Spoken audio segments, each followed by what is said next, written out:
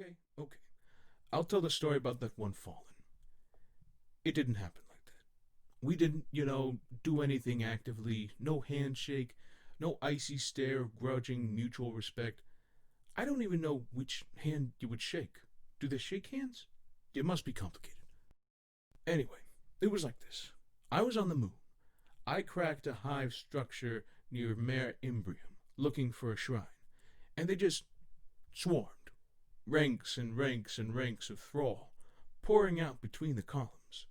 But the columns were knights, and all the shadows behind them rose up hissing sorcery. Of course I ran. I had a line of egress, and while yes, it was full of thrall, I had a backup plan too.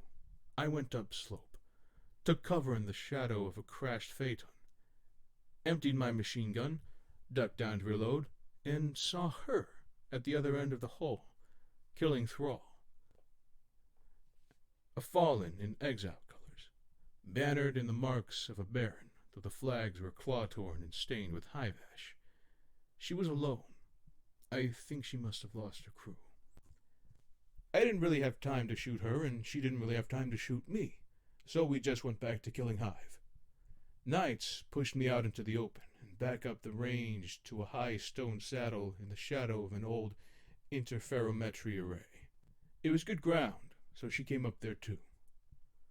For a while we just killed things, which is hard to make interesting in a story, so I'll pass it over. At the end, the wizards came. I climbed the array to get an angle on them as she fell back to the base of the antennae, where she broke her swords off in a night. I saw that happen, and I don't know if I can tell you how I felt. She was another living thing with a mind I could understand, and she hadn't howled at me or tried to eat my ghost. I cheered when that night went down.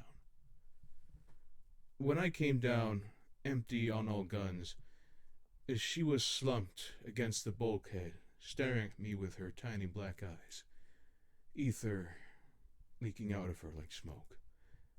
The night hadn't died easily. Downslope, the last wizard moved like fire behind another line of thrall. I looked at her and wondered how many innocent human lives she'd ended on those broken blades.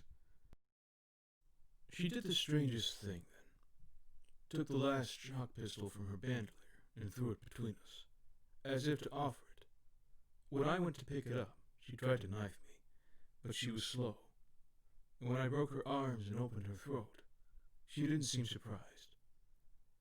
To this day, I wonder if she hated me, or wanted to make me kill her, or just felt she should spare me the choice.